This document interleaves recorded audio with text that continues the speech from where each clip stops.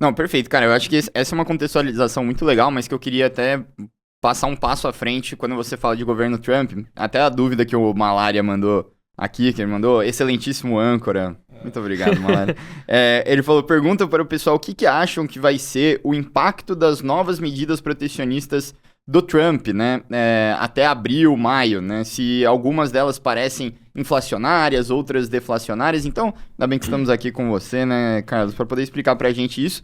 E também explicar um pouquinho dessa guerra tarifária do que tá acontecendo. Acho bacana a gente começar com essa parte, já que o Bills até pincelou um pouquinho sobre isso. Então, é engraçado quando a gente usa palavras que a gente jamais usaria conversando aqui, né? Quando você mandou um pincelou aqui com a gente, o que é isso, velho? É que assim, isso aqui é um personagem, você entende? Você acha, você acha que o William Bonner fala daquele jeito com a Fátima Bernardes? Não mais. Não mais. Deve falar de maneiras muito piores agora. É que você precisa entender que quando um âncora tem que se posicionar da maneira diferente em frente às câmeras. Mas, enfim. Você é famoso no Twitter, então deixa que a live eu toco. Cara, vamos lá, né? É engraçado que na semana passada aconteceu a mesma coisa, né? Na segunda-feira acontece alguma coisa envolvendo o Trump e o mercado cai, e na sexta-feira eu venho aqui pra poder falar as coisas, né? Então, na semana passada foi a DeepSeek, que é a inteligência artificial chinesa, e dessa vez a gente teve toda essa questão econômica envolvendo as tarifas, tá? O que aconteceu é que na virada ali do dia domingo pra segunda, o Donald Trump anunciou que ele adicionaria tarifas comerciais contra o México, o Canadá e a China. Então ele adicionou tarifas comerciais de 25% contra o Canadá e contra o México e de 10% contra a China, que assim, também mostra um pouco de como funciona esse jogo de realismo político, né? Que ele tá colocando mais que o dobro de tarifas em caras que são aliados deles do que na China, né? Justamente porque você consegue bater no Canadá e no México, mas é mais difícil bater na China, né? Enfim... Logo em seguida, ele foi lá e revogou as tarifas contra o Canadá e o México. Vale falar que quando ele anunciou as tarifas, o mercado reagiu negativamente, tanto em cripto quanto o mercado tradicional, bolsa de valores e tudo mais, né? Juros começaram a subir, né? Os juros longos que eu digo, porque também se espera que tenha mais inflação, afinal de contas, com tarifas os produtos ficam mais caros, né? E tudo mais. E aí ele revogou as tarifas em mais ou menos 24 horas depois de anunciá-las, com relação ao Canadá e com o México, naquela tática de negociação do Trump, né? Que ele vai lá e joga a exigência mais absurda possível para poder chegar no meio termo, né? Que é a tática de negociação que ele até fala lá no livro dele de vendas e tudo mais, e que ele trouxe isso para a geopolítica, né? Então ele revogou as tarifas contra o México e com o Canadá depois que eles concordaram em fazer uma proteção maior das fronteiras contra a passagem de imigrantes e de fentanil e algumas coisas assim. Quando ele anunciou isso, o mercado tradicional ele voltou um pouco nesse movimento, mas ficou meio lateralizado esperando os dados macroeconômicos da semana. Já em cripto, cara, o mercado continuou desabando, né? Continuou desabando e não parou, basicamente, né? E aí nós estamos aqui hoje na sexta. Se tivesse parado, talvez você tivesse chamado o Léo no meu lugar aqui, né? Mas...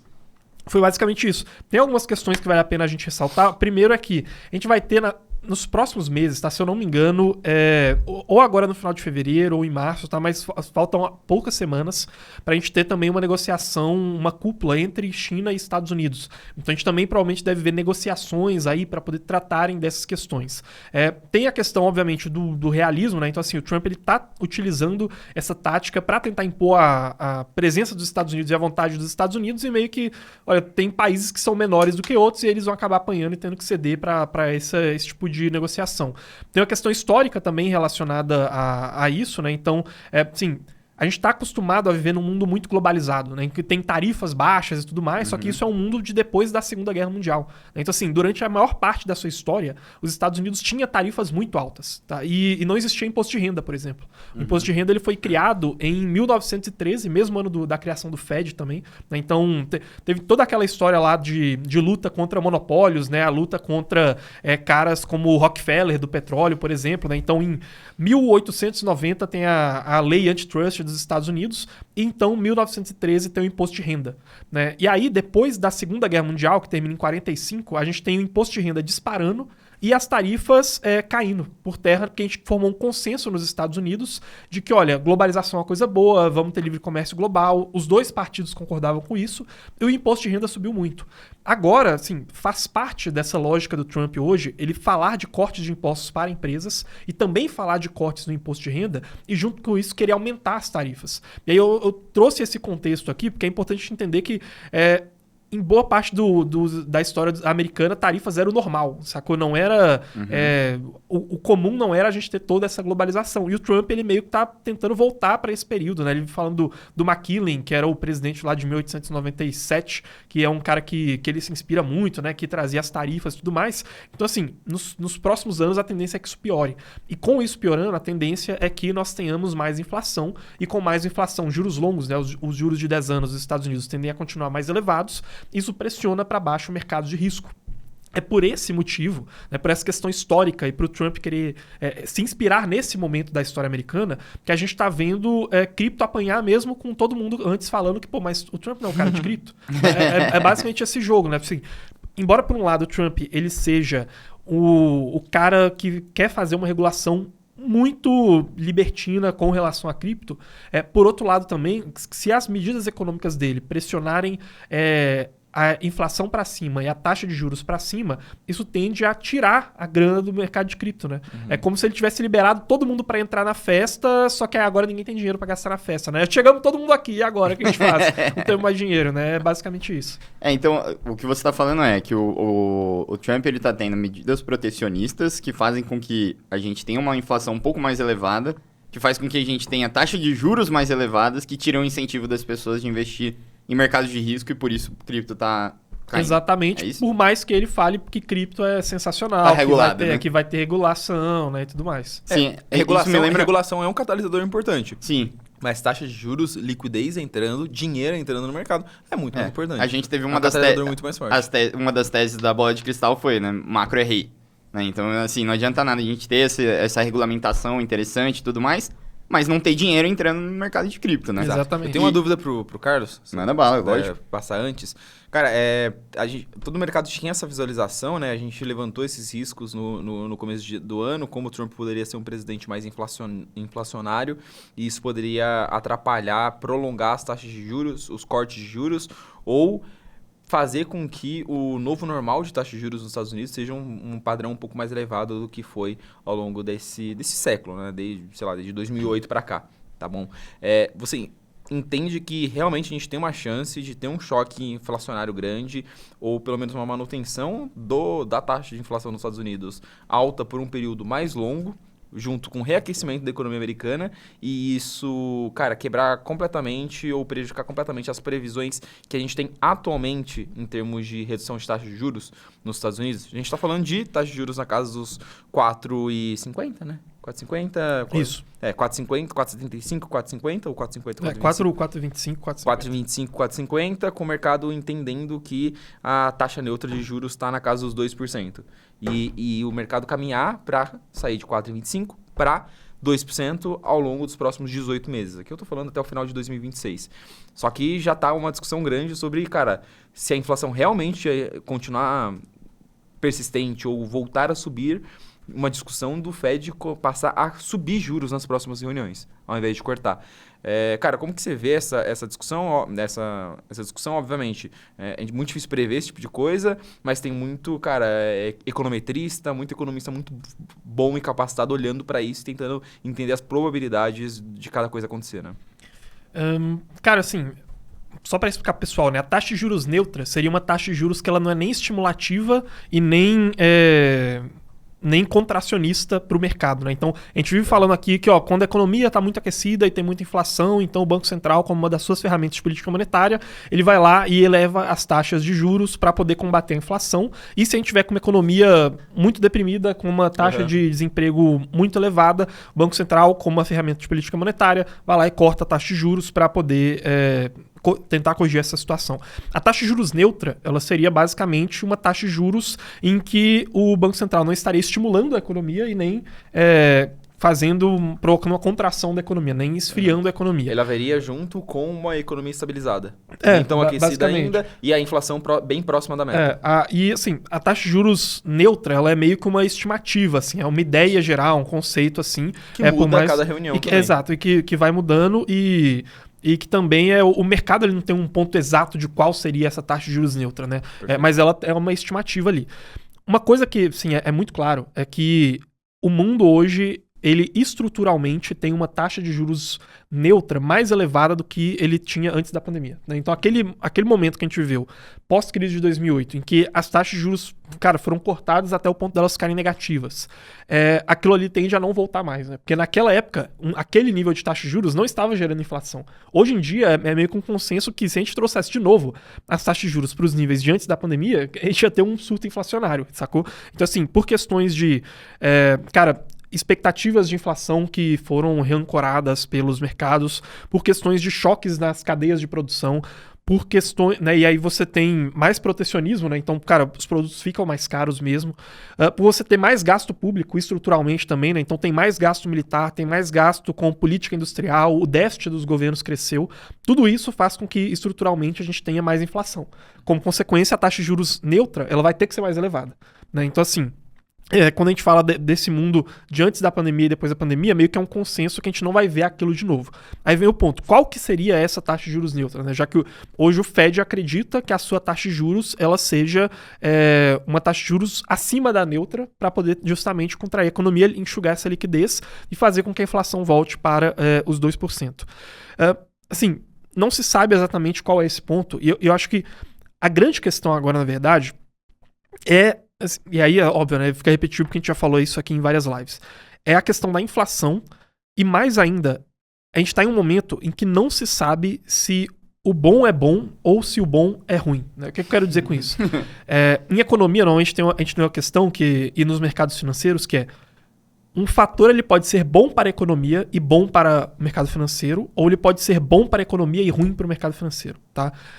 Isso aí é o que a gente fala, quando que o bom é bom e quando que o bom é ruim, né? Porque às vezes um dado econômico bom, por exemplo, desemprego caindo, tá todo mundo empregado, tá? Assim, várias empresas sendo criadas, esse dado às vezes ele pode ser ruim para o mercado. Uhum. Então assim, às vezes o bom é bom e às vezes o bom é ruim. Qual seriam esses dados bons, né, atualmente? Seriam um desemprego caindo e uma atividade econômica muito pujante. Atualmente, tá? E, por exemplo, a interpretação que parece que o mercado teve dos dados de hoje também é que, nesse momento, aquilo que é bom é ruim, tá? Ou seja, se o desemprego for caindo, o mercado vai interpretar que isso é ruim para o mercado financeiro. Por quê? Porque desemprego caindo é um sinal de economia muito aquecida, vai ser difícil trazer a inflação rumo aos 2%, logo taxa de juros mais elevada e juros longos também tendem a subir. Tá?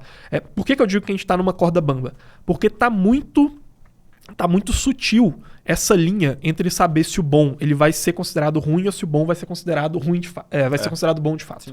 Tá? Então assim, a gente está em um momento que a gente está com a taxa de desemprego em 4%. Tá? Aconteceu uma coisa relativamente inédita, que a taxa de desemprego ela foi subindo de 3,9% até 4,3%, e aí ela caiu de novo para 4%. Saiu hoje esse dado, tá? Ela estava em 4,1%. Então ela subiu e caiu de novo. A discussão que rolou muito no ano passado, né, do acionamento da 100 Rule, que era aquela regra que todo mundo, cara, toda vez que essa regra foi acionada, que o dado da inflação, a média móvel da taxa de desemprego bateu esse número, os Estados Unidos entrou em recessão. E aí todo mundo, meu Deus do céu, os Estados Unidos estão entrando em recessão, o Fed foi e cortou 50 bips na taxa de juros, né? Costuma cortar de 0,25, 0,25, cortou 0,50% em uma reunião, todo mundo desesperado que vai entrar em recessão, passa um mês, a taxa de desemprego volta a cair de novo. Então, cara, tipo assim, esse tipo de anomalia, eu gostei da definição de corda bamba, porque tá todo mundo literalmente assim, eu não tenho a menor ideia do que tá acontecendo. Exato. Por que é uma corda bamba? Porque ali, essa faixa ali, perto dos 4% é a corda bamba. Se você cai muito para isso, se a gente caísse, por exemplo, para 3,5% ao longo dos próximos, sei lá, 8 meses, tá? Se a gente caísse para 3,5%, a gente entraria num cenário que é ruim para a economia e ruim para os mercados, tá? Porque isso sinalizaria uma recessão. Porém, nessa corda bamba, se a gente sobe, então a gente vai dos 4 para os 4,5%, por exemplo, de desemprego. Melhor, eu troquei qual que é o cenário de recessão, tá? Se a gente vai para um cenário que sai a corda bamba é os 4%. Se a gente vai para, por exemplo, 3,5%, isso é bom para a economia e é ruim para os mercados, tá? Porque indica que a gente vai ter mais inflação. Porém, se a gente vai para a corda bamba para o outro lado, né? Ou seja, a gente sai dos 4% e vai para os 4,5%, isso é ruim para a economia e é ruim para os mercados. Sacou? Então a gente tá aqui numa corda bamba em que a gente tem aquilo que é bom pra economia e bom pros mercados. E se a gente sobe, é ruim pra economia e ruim pros mercados. E se a gente cai, é bom pra economia e ruim pros mercados. Então se a gente sai pros dois lados, independente de ser ruim ou bom pra economia, é ruim para os mercados. Porque em um você cai porque a taxa de desemprego subiu e está numa recessão. No outro você cai porque a inflação subiu. Tá? Então assim, é por isso que os dados que estão saindo agora, eles são muito difíceis de ser analisados. Porque assim, é difícil que a gente continue nessa corda bamba eternamente, principalmente porque o Fed ele ainda está nesse processo de manter taxas de juros para enxugar a liquidez dos mercados. O relatório e a inflação continua alta. O relatório de payroll hoje foi o melhor exemplo disso, cara, porque é um relatório de mercado de trabalho que ele vem com vários indicadores. Aí ele basicamente mostrou que os Estados Unidos está contratando menos do que se esperava. Pô, a economia está desacelerando. Só que a taxa de desemprego diminuiu. As pessoas estão mais empregadas, só que exato, empregando menos. Você empregou menos, mas você demitiu menos ainda. Entendi. Só que o ganho médio por hora trabalhada, então o salário médio também subiu. Então as pessoas que estão empregadas estão ganhando mais. Se elas estão ganhando mais, provavelmente elas vão consumir mais. E a expectativa de inflação também subiu. Então um monte de dado apontando para direções opostas, entendeu? Por isso que eu falo, cara, a definição do Carlos de corda bamba foi muito boa. Quando você tá na corda bamba, você não consegue digitar, você não consegue definir nenhuma direção. E é isso que me impede de ficar eufórico no curto prazo. Tipo assim. Entendeu? É isso que me impede de achar que o mercado vai, cara, do nada explodir, vai buscar 150 mil dólares e vai começar um out-season nos próximos 3 meses. É muito difícil que isso aconteça sem entrada de liquidez no mercado e sem o mercado ficar animado com ativos de risco, tá ligado? O Daniel mandou, ou seja, estamos na merda. Basicamente. Basicamente. Mas vem com a gente, calma. Então, eu diria o seguinte. Eu acho que a gente estaria na merda se a visualização para os próximos 12 meses, 18 meses fosse uma merda. Se fosse que a gente fosse cair da corda bamba, aí a gente estaria na merda, entendeu? Por isso que eu não me precipitaria tanto. Porque a solução pode ser positiva. A solução pode ser, cara, realmente a economia dos Estados Unidos ela atingiu um platô, ela estabilizou, ela vai continuar desaquecendo, a inflação ela vai continuar corrigindo, o impacto das medidas do Trump na inflação não são tão absurdos assim, e os Estados Unidos não conseguem manter uma taxa de juros acima de 4% por muito tempo. Então, em algum momento, a gente vai voltar a ter corte de juros e até 2026 a gente vai ter taxa de juros em 2%. É provável que esse seja o cenário. Dá para cravar exatamente que ele vai ser, que é esse o cenário? Não dá. Mas em algum momento a gente vai entender que esse vai ser o cenário, entendeu? É diferentemente do final de 2021. Final de 2021 era muito óbvio que, cara, acabou a pandemia, inflação nas alturas, juros zero. Daqui para frente, é só alta de juros para segurar a inflação. Então é muito diferente o cenário.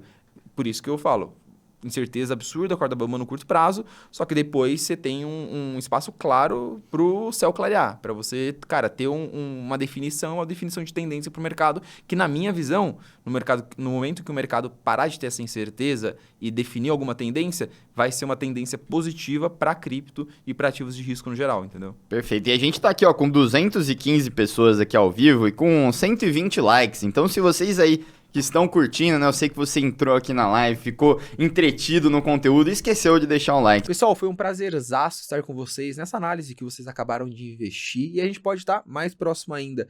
Eu criei um canal no WhatsApp em que todos os dias eu mando uma análise sobre o que está acontecendo dentro do mercado cripto, as criptos que eu estou investindo e os principais insights do meu time em relação a esse mercado. Se você quiser acessar meu grupo no WhatsApp, ele é 100% gratuito e o link está aqui na descrição.